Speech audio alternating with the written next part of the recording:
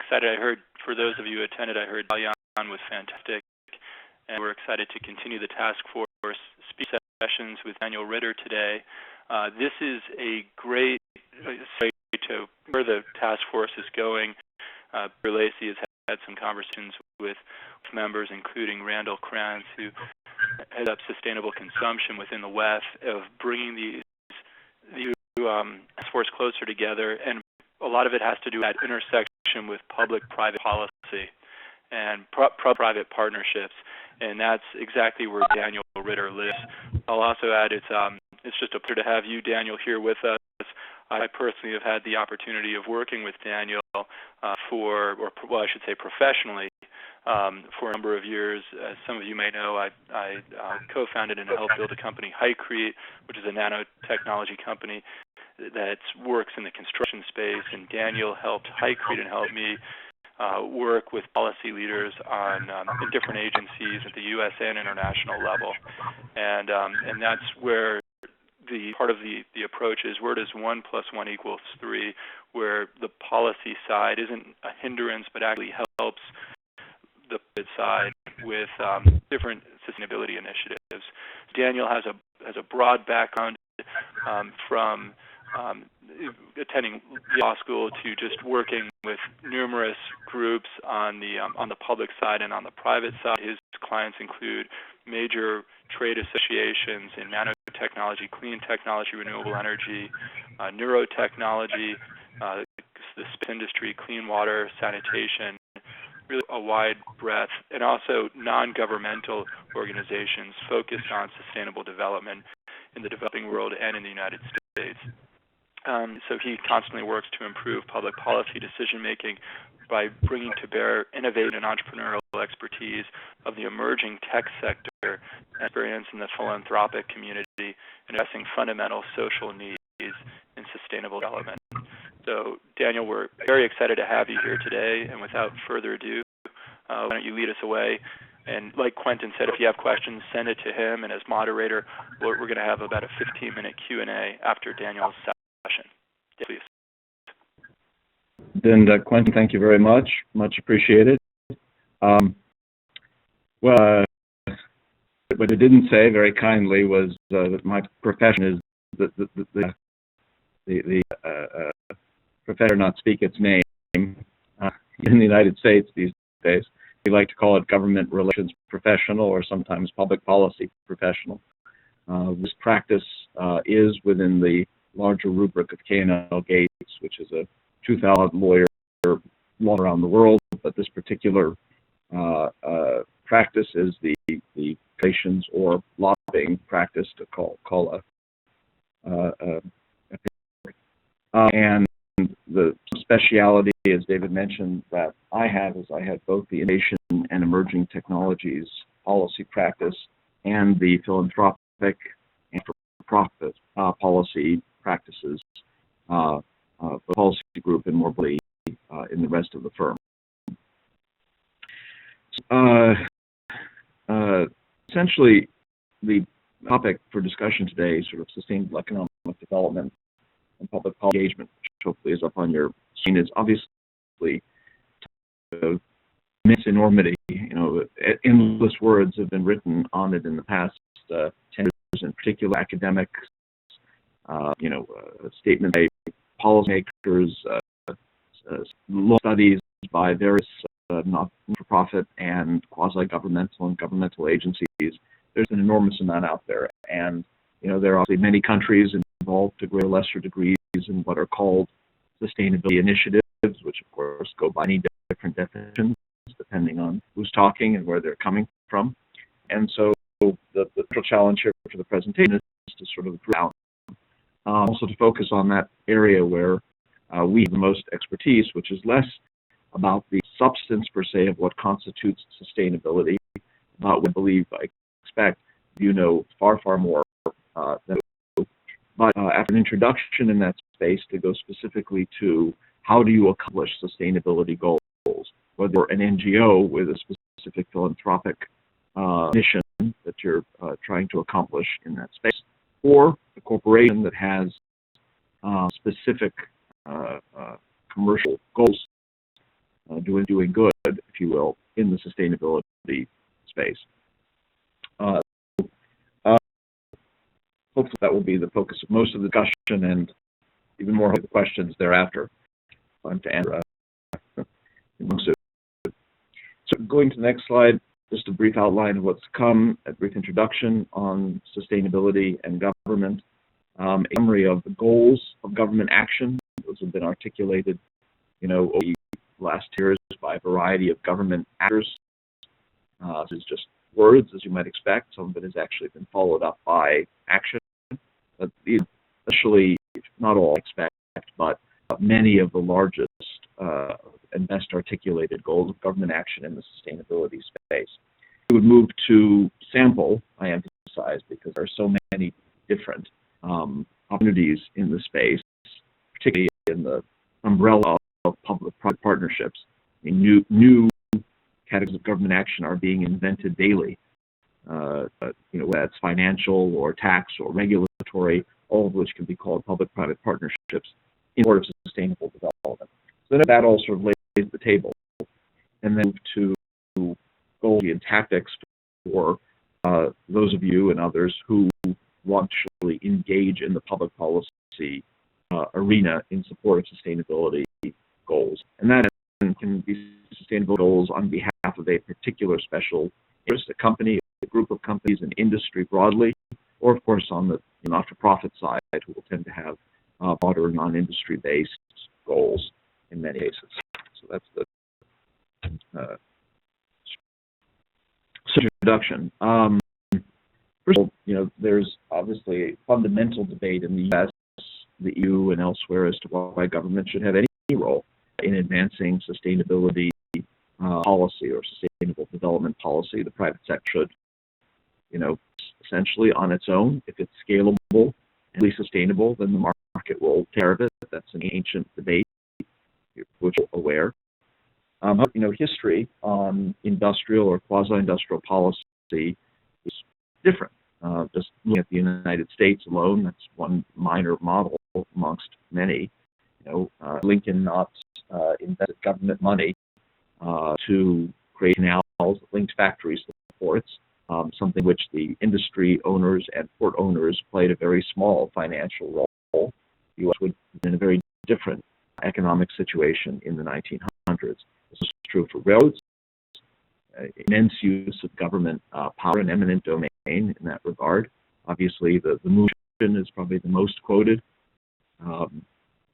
Broader social goals that resulted in immense amounts of business and economic benefit. Of course, gas subsidies from almost subsidies, I should say, from almost the beginning of the natural resources being exploited in Pennsylvania, in the United States, and most recently, probably the internet, which was, clearly all claims aside, a long project of DARPA, a Defense Department program that using the internet for decades before it burst onto the private scene. There's a lot of history where government has invested in support of what on level appear to be private sector, but they see they are taking broader social and political goals by doing so. To the present, as you all know, the late 1990s through, say, 2007 saw increasing trend lines towards greater focus on sustainability, briefly in Europe, but in the U.S. Until the at least temporary crash and burn of cap and trade legislation in the United States, certainly to April, although that began really later, 2000, 2001. There were lots and lots, as you know, of conferences amongst policymakers and businesses under a variety of auspices, with people focused on various aspects of the concept of sustainability. So, the financial basis were in a very different. Even the nations indicate a significant drop in their leaders, as you know, in enthusiasm for sustainability policy. A lot of complaints that they've been competitively disadvantaged by trying to do the right thing, coming from this, but to a lesser degree from public, where lots of concerns on unemployment. You compare it to the outright hostility, overwhelming hostility by a significant proportion of the American polity and policymakers to even the most basic concepts of sustainable development in the U.S., at least at the federal level. Whatever you want to call it. Contrastingly, purchases of sustainable products and services are growing at a remarkable pace. One can think about pollers and so forth, but according to Pension, which is a reasonably mainstream market research firm, in 2008, Americans alone spent $500 billion, give or take, on sustainable products and services using main methodologies or definitions of that. 2 years earlier, where it was estimated at roughly $250 billion, so almost a doubling price of those products. I think last week, and I don't have that document as yet, but my understanding is that last week there was a UK study published showing that specifically the core of the economic crisis to date, pre-designed stability firms were significantly more profitable during the downturn during the last 3 years than the so-called non-sustainable competitors. Again, there's the details in these things, but I think the broad headlines are. Sort of, the opportunity now for business and policy leaders is to invigorate what has become, a somewhat down at the mouth approach to sustainable development policy opportunities, to articulate in light of current events, world financial crisis, its economic and social benefit, and for those of you who are in business, to position your companies to take greatest and most instantaneous advantage when sustainability business development comes roaring back, as all lines seem to indicate it will. Okay, so defining your terms, I cobbled together what I thought a useful definition of sustainable business development. The variety that are out there, OECD has one, the World Bank and IFC, the EPA, when they all have definitions of what they call sustainability.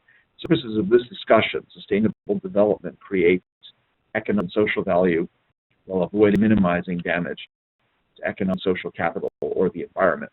It's interesting that some definitions focus only on generations as opposed to the impact that it had on current environment and current generations, but I thought we would define it for this purpose. The solution is to how to incorporate that basic idea of sustainability into the world of public policy. So there are federal opportunities at the macro scale. It would be a national plan, something like along the lines Canada's very forward and simple Federal Sustainable Development Act, passed quite recently. Interesting to many of you at the micro scale, sort of specific sustainable development policy initiatives. There are an array with specific companies, specific coalitions, other interest groups, but while still incrementally increasing total global sustainable economic development. All in whichever side you're talking about, these policy opportunities include core policy rationales, utilizing formally externalized costs, government taking into account broader and longer-term cost assessments.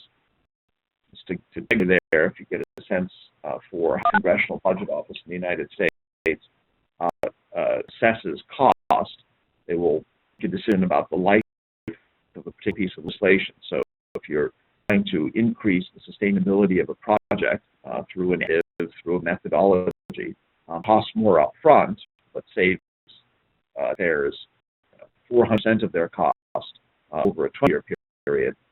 That second argument is not available to businesses or NGOs seeking to make that change. They own analysis based on the life of the legislation. So that's a classic counterexample, if you will, that impacts sustainability or potential sustainability policy. The notion is that government takes into account the impact on the environment, natural resources consumption, and or even health. So what are the government and institutional policy-making bodies that we're caring about, that we're focused on? So the national bodies, those with the explicit technical financial resources to fund sustainability development. The OECD as a technical, the World Bank and IFC with very substantial financial funds to hand. The United Nations, it's EF facility, the EU and the EC, of course, and then local, state, and federal governments, of course, not to mention agencies incorporated in those. Moving to sample goals of government action. So where are they going to do this, right? And here was a survey what politicians have said over the last 8 years. Why do we want to do this? Okay, so international competitiveness through incentivizing innovation, production capacity for export for an expected market abroad, also an investment into the country. This is along the lines typically of sort of venture capital. Dependence on foreign sources of commodities, oil first and foremost, but by no means exclusively. Reduce of social unrest. See a lot of this in Asia, China, of course, but India, elsewhere. Scarcity, which tied to potential for crises in water supply, food, energy, health. Environmental degradation, and gradual or precipitous loss of key natural resources. That's related to the previous point, of course. For example, just picked almost at random, China. Corporate responsibility guidelines for state-owned enterprise.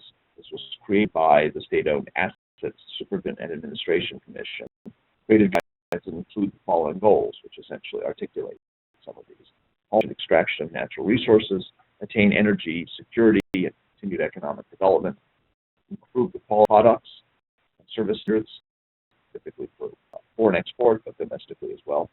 Positive image as and of Chinese state-owned enterprises in particular, as a means of increasing exports and economic development.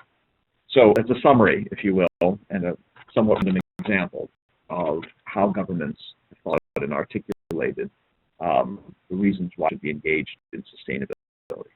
So, next level, categories of government action. What have they actually done, sought to do for sustainable development policy?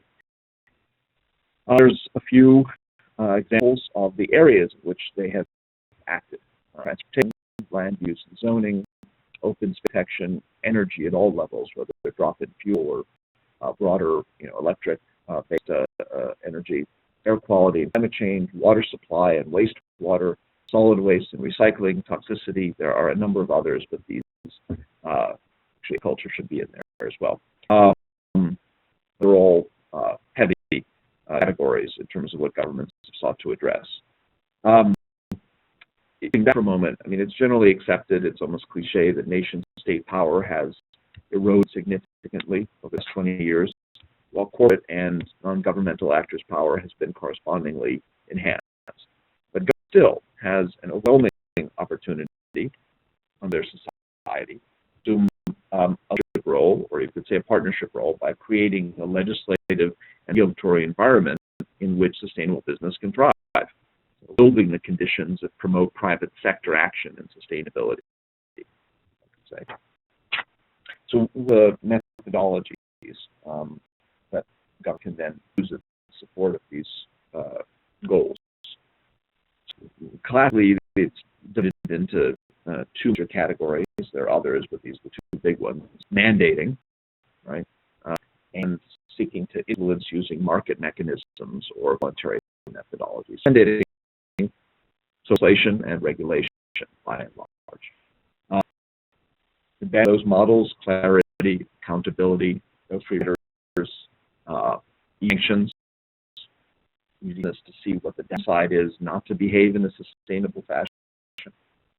And it is very costly to promulgate. All societies, some societies it's much easier to set down mandates and people accept them, but certainly in the United States and the EU, there's a lot of cost to move the process. It's aerial, so it's government and business at odds. Low fidelity in amending, because you have to start the whole process all over again. And high monitoring and prosecution costs when you have to put some teeth into your mandates. So you'll therein. Require transparency on core products and services. Again, this is common in the EU, common in some states, the US, Massachusetts, and leaping to mind, but there's to a lesser degree, corporate products and disclosure as to their overall sustainability impact, wise and so forth. So this goes beyond the traditional mere financial accounting reportage and what's to be reported publicly.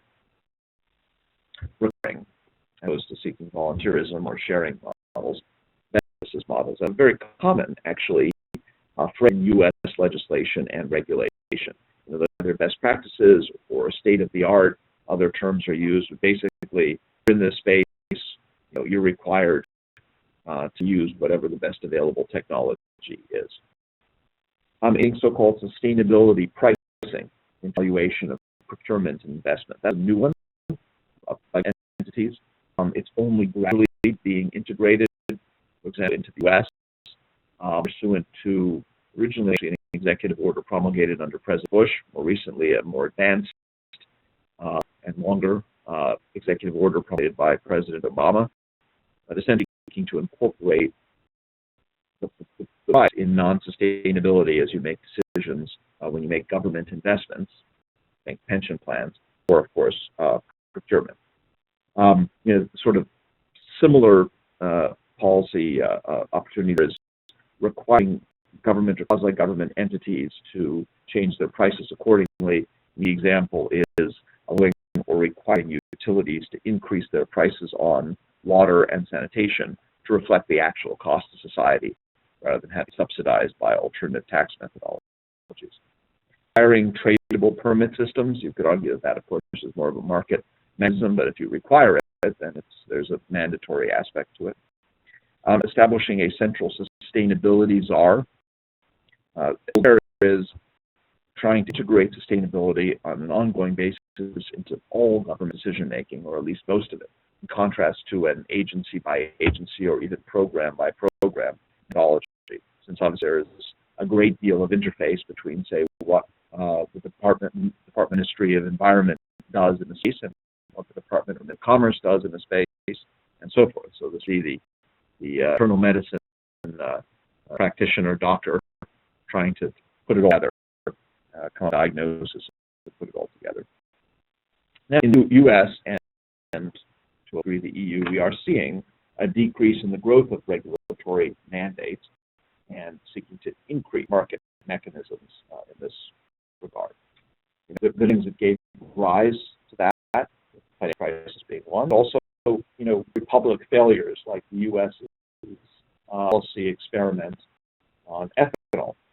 Everyone's aware of the problems involved in non-cellulosic ethanol, so there was a substantial rebound, some from the environmental and food security sector, but just much so from very conservative politicians focused on that as a unnecessary non-market subsidy. Great deal of blowback likely to be addressed extremely quickly in the United States as the so-called Super Committee of the U.S. Congress seeks to cut $1.5 billion from its budget. Or market-based policymaking. Again, this event is flexibility and speed in amending those strictures, loss to superior, interpretation by the corporate sector, responsibility, lots of disadvantages. 3 years abound, accountability, very limited actions, if any.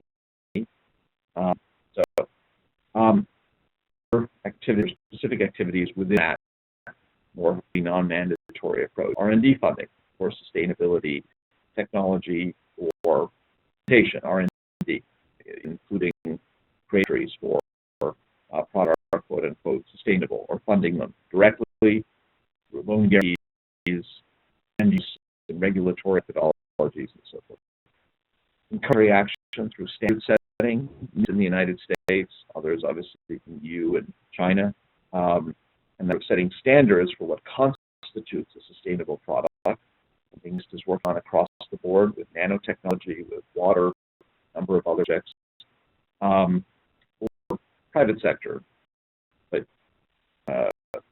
private sector, but used by the public sector. Energy Star, USD organic labels, water for water issues, with certification bodies that are private sector. The Sustainable Forestry Initiative has had market success, I should say, in changing behavior among the purchasers and creators of forest products. That's a huge, obviously, and becoming increasingly important in the United States. As you know, in most countries, it is the largest economic entity in the country. Largest number of employees, largest amount of infrastructure, biggest procurement budgets, largest numbers of commerce, if you call them that. Procurement are enormous: highways, buildings, other infrastructure, construction, rebuilding, power generation, water and sanitation facilities, all at the big scale. The low scale, when the Department of Defense or the Department of Energy, again, I'm speaking here US-centric, but I think this is easily transferable abroad, when they're set specs for what it is they want to buy, and with prime contractors setting specs that are sustainably oriented for the contractors that will go into the final product. That is an easy action for program managers within purchasing programs to accomplish, much as incumbent prime contractors tend to try to push back. So first, general education, incorporating sustainability concepts into education at the K through 12 level, still marked by states and even localities in the United States, more generally oriented elsewhere, but in some ways more interesting at the university professional level. So that business schools, for example, incorporate sustainability business concepts into their thinking. This goes along with the cliche that the Harvard Business School ruined America, if you will. Vocational training and technical assistance, focus on getting people trained to do jobs, they will come, if you will. Bringing and convening, so the government does have the rights to heavily encourage major stakeholders to come together and talk about these issues. Together with the Rouse and NIST recently, 2 weeks ago, held a 50-person roundtable sponsored by the White House on standards that should be applied to water efficiency as NIST begins to go down that road. And that capacity to broker discussions, including local entities, states, federal entities, and of course private sector companies and investors, tremendously powerful. Nobody stops the government endorsing products. Do it all the time. Obama did it with Solyndra, most recently to his thereafter, but it is remains a very, very common and active technique. Sharing as opposed to best practices mandates. It's not just within the country, but among governments, if you will. So government can share with the industries that seek to do business with it, with those that don't, not to mention assuming an international leadership role, trying to bring on board with best practices. Partnerships is the big play, so to speak. Traditional non-sustainable development-oriented P3 projects are still by far more common. They seem to represent a particularly attractive option to deal with the higher short-term costs of that institutional inertia against sustainable development. There are nearly unlimited variety from my reading, let alone what's out there, on public-private partnerships. Government can take risk, take equity, equity loan positions, tax dollars, government pension funds, provide tax incentives, give preference. Sustainability projects provide infrastructure. As we use with greater care, we'll spend extremely limited dollars on zoning and land use decisions, federal, state, and local. Governments acquire land through M&A or otherwise, write down its costs, prepare sites, grant permits, expedite processing, structure. This is in terms of actually building a facility of one kind or another that is in the sustainability mode, tax treatment, fee waivers. These are a few examples of the innovative finance, tax, and regulatory P3s that seem to be being invented all the time. Like Wall Street in the mid-2000s, all kinds of new and fun methodologies, but hopefully with a better end. Example here, China. China's energy efficiency project started, I think, around 7 years ago.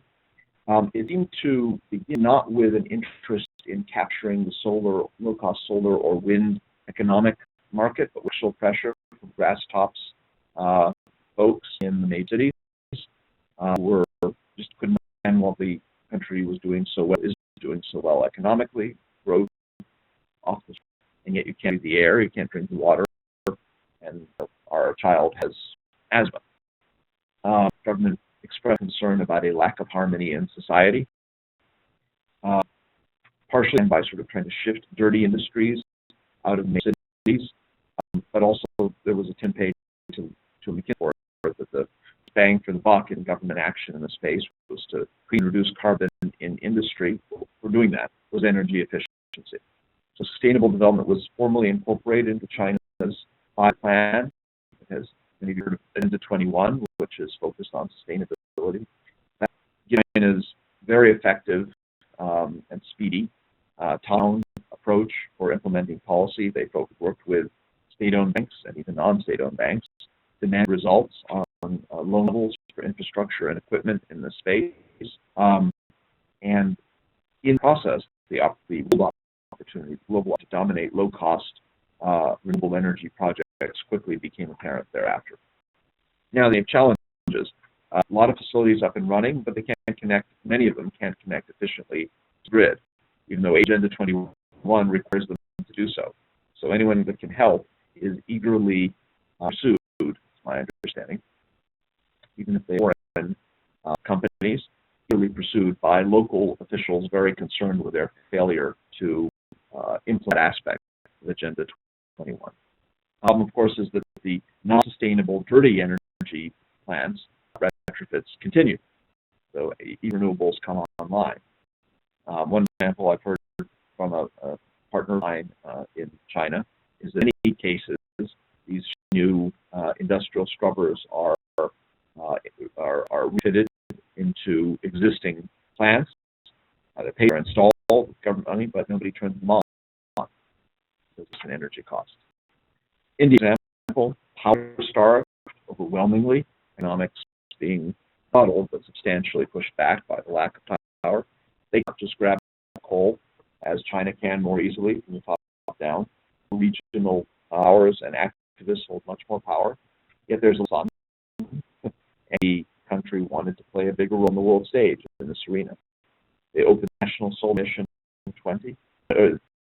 Solar mission was 20 gigawatts by 2020 through tariffs to sell to state-owned entities, state electric boards at a significantly higher rate than novel energy, and my understanding is that's moving along at quite a good clip.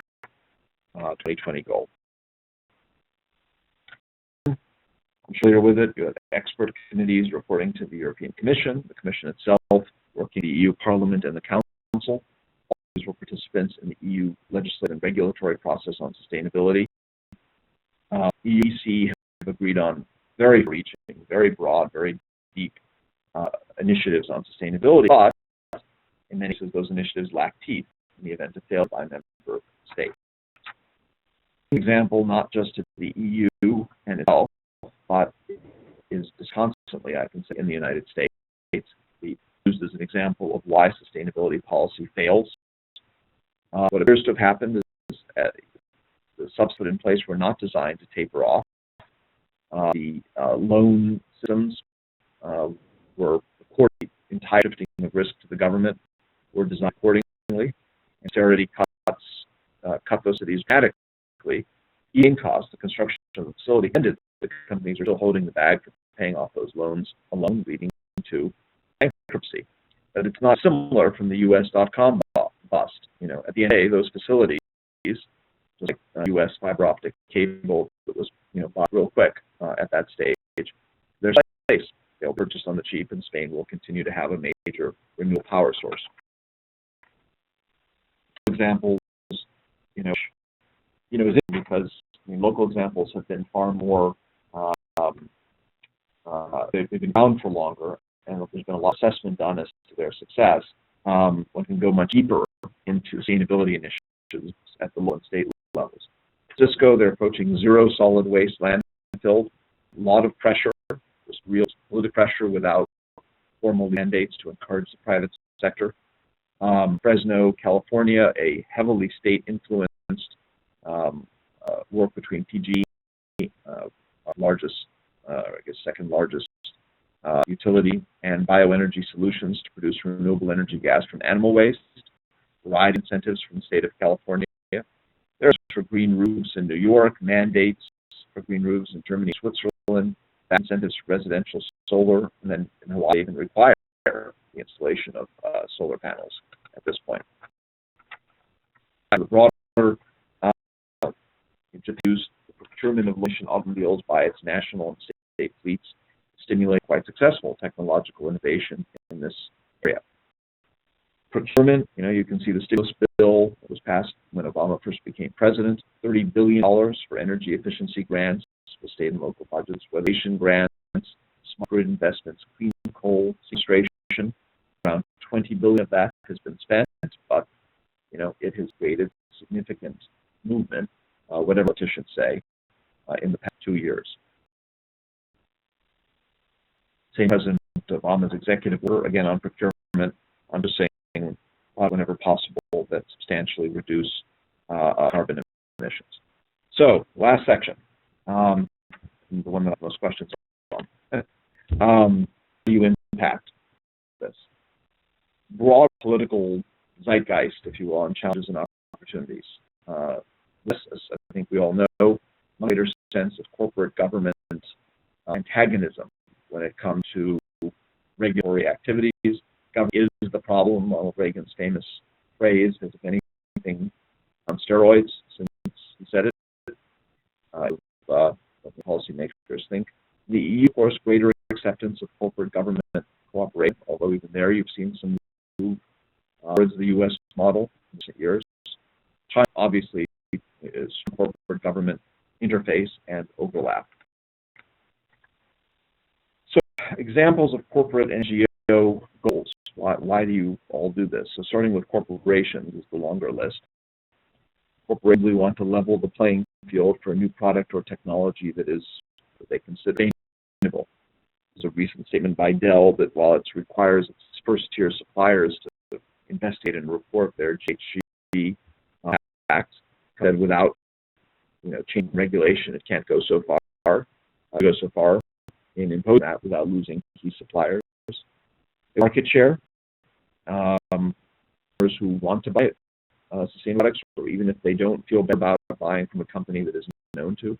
So branding the company, developing its reputation, consumer trust, and that includes not just domestic purchases, also, of course, in the developed world, if you're thought of as a company that is sensitive to these subjects. Long-term goals, sustainable markets, integrating of life cycle management. This is, again, typically in emerging markets. Get a commercial start in anticipation of government regulation worldwide, which is in market forces. Tariff reductions for sustainable goods services. They're a strong incentive in many cases for companies seeking to export what they work hard to create subsidies for to develop within their countries. That can retain better employees. In most polls done worldwide on good companies to work for, sustainable practices are a big part of that. Recently, especially in enterprise risk reduction and insurance rates, those are still clearly not reflective of non-sustainability risks. But their customers are recognizing the potential for enterprise risk. They are. That's a process that's been sped up as companies worldwide sit on more cash and think more risk than they do about opportunity. My list is rather shorter, or consistent with philanthropic or advocacy mission, environment, human rights, social equity, what have you. And tactics. So you're an NGO focused on acting in policy in support of your philanthropic mission, or has one or very specific changes that it would like to see in inflation or regulation or procurement or any of the government action I enumerated earlier. What do you do? And this is going to be a long list, but it's more a menu than a list. And you would look at these as opportunities, and there's less than there appears. The things to do, if you will, tend to be much quicker and more obvious than today's than from this long list. Map out. What are you trying to do? You can look at every aspect of your business or philanthropic mission and put it together. Create a topology of sustainability for your policy goals, because of course elements may very well conflict with one another or have unintended consequences that you don't want. So now, before you even begin the process, it is essential. At the time as you assess actually may be possible, or before economic viability, of course, of the program. Ensuring that the codes, the law, and the relations in your situs permit parameters that you need for that business modality. Note that different strategies here will apply if you're a corporation or NGO outside a particular country where you want to sell, or the community than if you're an actor. But also you have to show generally that you can provide something that companies from that country or group of countries cannot, or at least at that price. The system to accomplish this in the U.S. start with the marketing and branding, ironically enough. So you brand the company or the NGO's special value, and developing visibility with government policymakers, and the public. So then, when you get to the change in law or regulation and standards consistent with what you have already fulfilled yourself, you have the pole position, if you will. Always set a policy timeline from the start so that you can make go-no decisions at each benchmark. Will this work, and does it continue to meet our commercial goals? What are the corporate NGO costs? What are the risks at each level of the process? And return at each level of the process can have a part of success along the way. Assess the overall commercial value or the philanthropic value to your constituents. Identifying the likely action of your opponents, who are they typically incumbents, following what's called non-sustainable or likable paths, and of course policymakers associated with them, as is inevitably the case. And potential champions, who's going to be your or group of forces, the elected officials. Those can be military officials, much more common in Asia. Media, operators, radio, television folks who will comment on it. Be the case in more media-constrained societies. Local and state political leaders who often have far more breadth and flexibility. Again, even in top economic nation states, they do at the national level. Others that would support position, by tide floats all boats.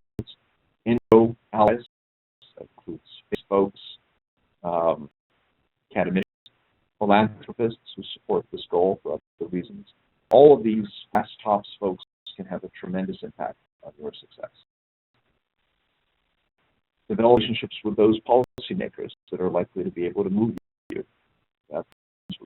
And then go in asking for something, typically go in to talk about how your mission as a company fails so well with their mission for their particular program or project that they oversee.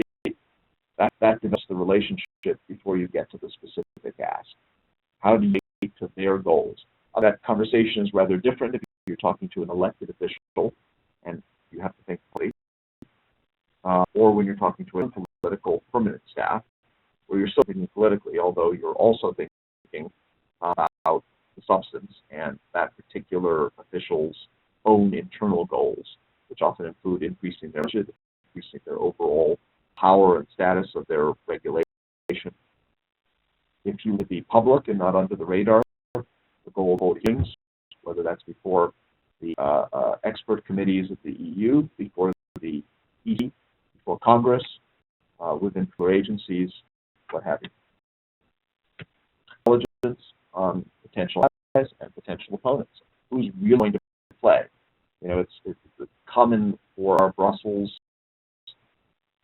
us lobbyists, our Brussels policy professionals, and our China policy professionals, and so on, let alone here in the U.S., to work to work on a number of core champions, if they're the ones, rather than a broad-based shotgun approach. Some later, when you're seeking to soften up folks who would support you. Initially, you need the men who are going to lie down on the train tracks, as we like to say, in support of this position. Do they have local constituent reason to do so? Are they going to leave a legacy? To brand themselves and move up the ranks by being known in this area? These are all, of course, political motivations that should be as one develops one's materials, drafting materials. The more lay off existing legislative regulatory frameworks, would this change meet already extant national state programmatic goals? You're pushing the envelope, not reinventing the wheel. If you are, it's better to find that you're not. You will. This is a reform or a clarification of what we're trying to do, not changing things whole hog. Revision with policymakers. Have to validate the project. They take a lot of political risk by doing it. Their ethanol and cylinder. It should be clear. It has to be public.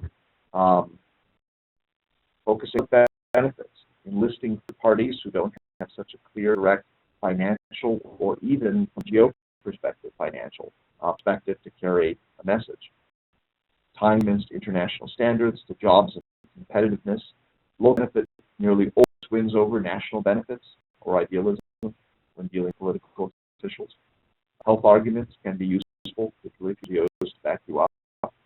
Economic force, intra-industry fairness, level the playing field approach is often a tremendously beneficial methodology. All time, policymakers are always concerned the private partner will fail. Again, see here, Lindra, leaving government holding the bag with really terrible political consequences. Many think, for example, that Solyndra in the United States was the final nail in the president's coffin for re-election. All challenges your opponents, both incumbents and policymakers, not to mention academicians who may oppose your sustainability initiatives, but more and conceptually, American or European or Asian concerns of losing their competitive edge, trying to do good at their own expense, concern higher prices, federalist instincts, which we see in the EU and the US, and to a lesser degree, of course, in China and India. The notion of picking winners and losers as a negative policy action. Over shocks to the marketplace.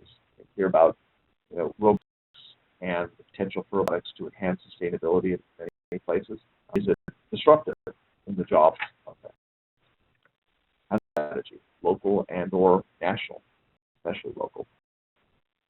Owners, conferences, conventions, site visits, all of these bring together your potential champions, get people enthused, get people working the system very quickly and getting engaged quickly. Nothing like touching other people or seeing projects to engage policymakers, staff, and the media at the same time. Holding seminars and advocacy days to essentially educate your audience, which could be no more than 10 people, or it could be 10,000. Tremendously helpful in moving forward. Into research studies. Very often, if you like results, the impact of your sustainability initiative, you can publish it, and if not, you don't, although it may change your views on whether to proceed. Look internationally, that's something that folks in the area often forget. Assistance from the major donors, not to mention the multilateral donors, can be tremendously helpful. The example I came across was the UN Environment Program with the EPA that initiated partnership for clean fuels and vehicles.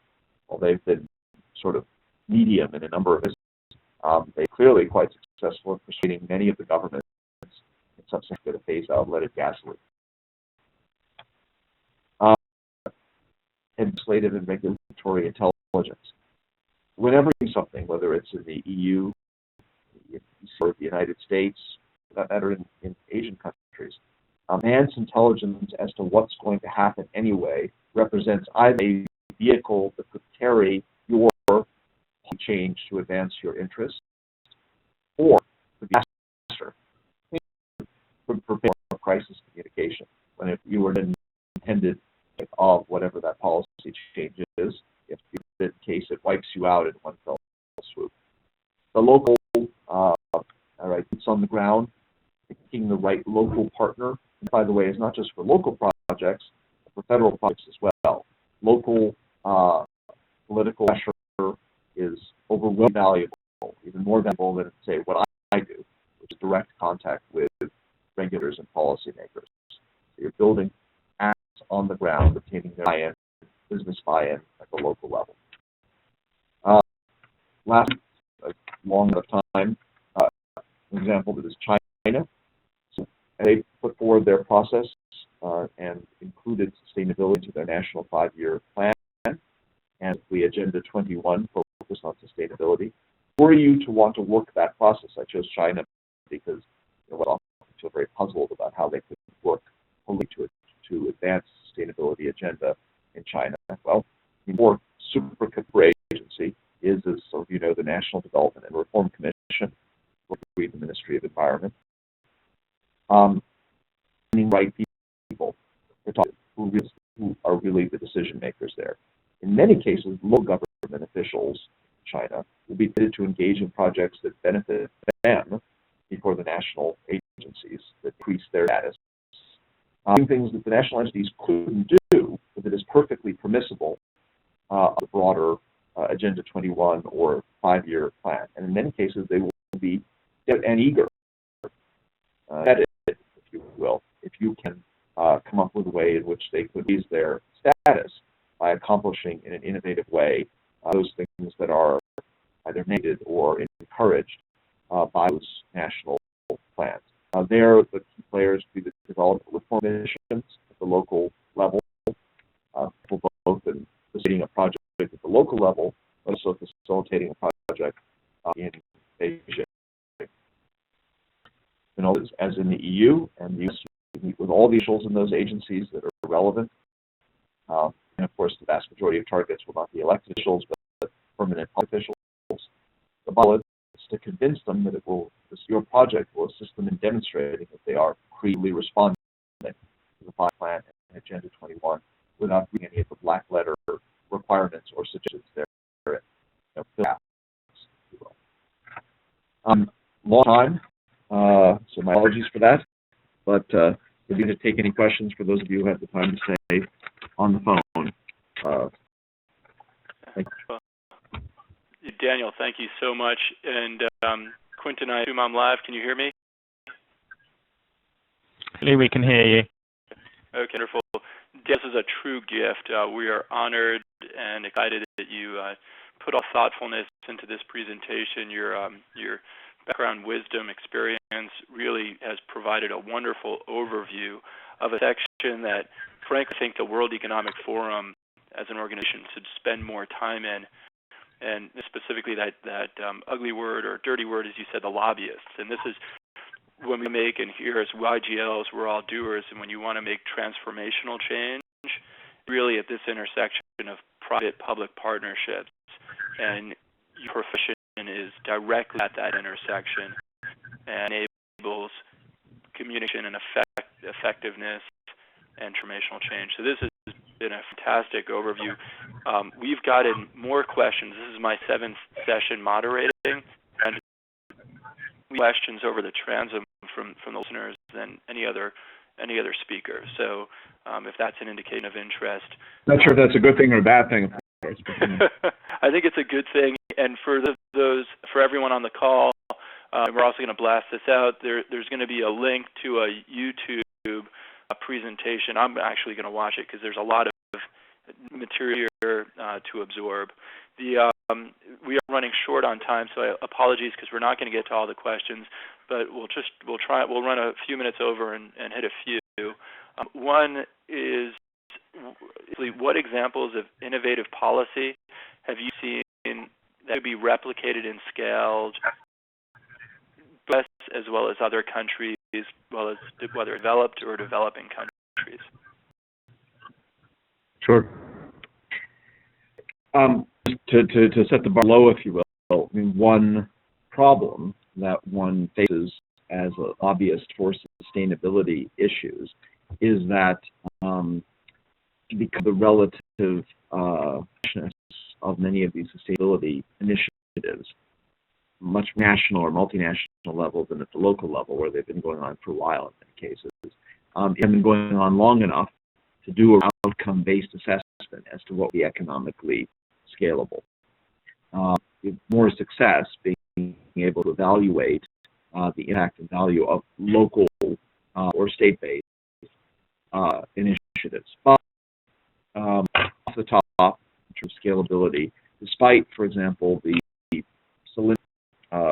debacle, leaving the taxpayer on the hook for $535 million as a loan guarantee, which is ironic given that the Congressional Budget Office had just resold the cost of the loan guarantee to taxpayers from 10% of the cost of the loan guarantee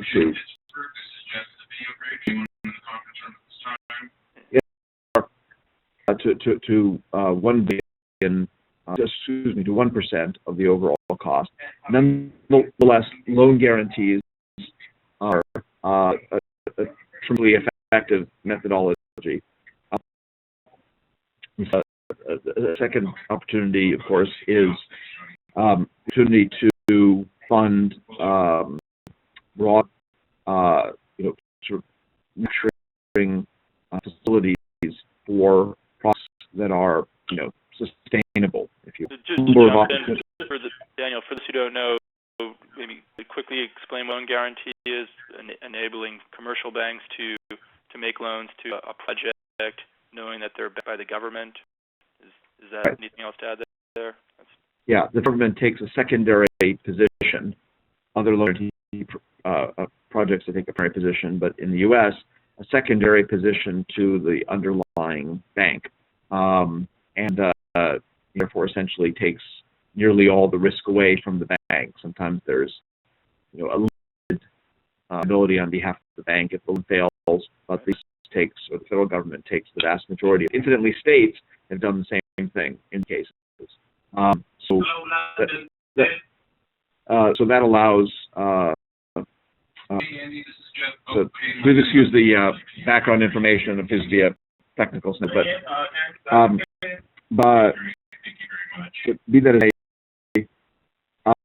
it is enormously successful, and it's successful across the board. Putting aside sustainability initiatives, these things have been used successfully in maritime infrastructure, nuclear power, and a wide variety of other methodologies.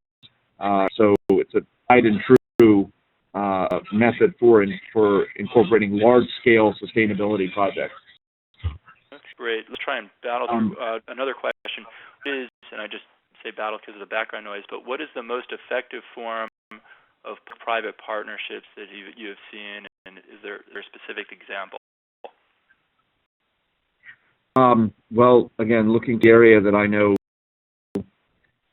the most effective public-private partnerships have been local in nature. So I can talk a project that I did, if you will, which was to develop a manufacturing facility for battery manufacturing components, if you will. And the locality provided the land, the zoning and land use waivers that were required, an extant and currently unused, because this is the Rust Belt we're talking about, facility that could be relatively easily retrofitted to produce the advanced battery products involved. The state provided a loan guarantee, funding, and a 5-year tax waiver, if you will. This was pursuant to having 2 jobs within the first 18 months. And the government provided direct funding from the Department of Defense, the Department of Energy, the Environmental Protection Agency, and the Department of Commerce. Collectively, that drew up some 65% of the stock costs of the facility, at which point, of course, the private sector was,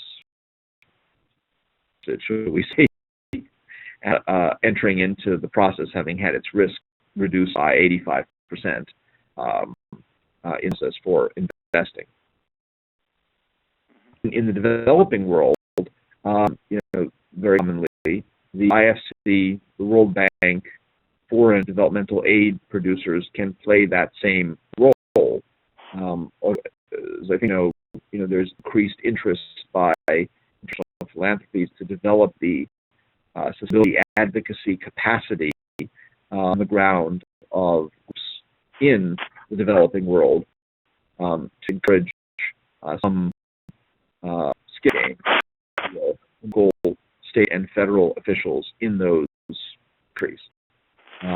Being that only if there is skin in the game will the project be successful. Great. And for those of us, I mean, we're doers, whether we're an NGO or a company or what process standpoint, like what you just described on the battery company, that seems like a Herculean effort, managing all these different parties. How do we start? What's step one? Is it finding a lobbyist? If so, how? Or how does one representing either a company or an NGO start this process? I think that hiring a lobbyist, if indeed it's necessary, comes much later in the process. The first process is identifying what the sustainable development commercial goal is, which, of course, as we discussed, goes across the board, whether it's we need to build this facility for biofuels or what have you, or we simply need to have our more sustainable technology incorporated into existing infrastructure, or what. So first identify, then, with the advice of a consultant or not, again, mapping out if that's what the full extent of the desire is and how it might impact other commercial goals, and doing a map, if you will, of success and how long is it going to take and how much is it going to cost. And that can be done internally, perhaps with some sort of consigliere advice from a lobbyist who may in fact do that sort of thing, if you will, on spec. And it would probably just be a lobbyist. It would also be the firm's economic consultant, since a number of factors come in other than how to get a yes at the policy stage. Well, that's done, and it's clear that the value substantially outweighs the cost. That's essentially when you bring in the lobbyist, both at the local level and the federal level, depending on the type of project. If it's merely change of spec in Department of Defense procurement capacity, then that's short. If it's something like we discussed, $200 million facility in a Rust Belt state, that's going to require boots around as well as at the federal level.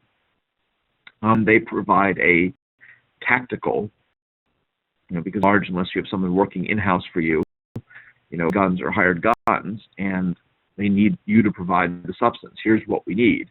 They come back with a tactical here's who you need to cultivate, here's the materials that you need to present and what they need to key off, how you get federal officials, state officials, permanent to buy in, or at least sufficient numbers to buy in. Here's how long it's going to take, and here's the steps in the process where you can drop intelligence you're getting back indicates this isn't going to work or isn't going to meet your commercial goals. So I think the significant pre-process of assessment, not that it can't be aided in part with questions to, a called policy professional, but the real rubber hits the road with hiring a lobbyist once a decision has been made as a business matter that this numbers play out. Excellent. We'll have to leave it there. I'm sure we could go on for hours, but this has really been very educational. Thank you so much for the time and the wisdom, and hopefully find a way to bring this sector, your industry group, closer into the WEF community. Thank you, and hope everyone enjoyed this as I did. Have a good day, buddy. Much appreciated. Thank you, Daniel. Thank you, Dave.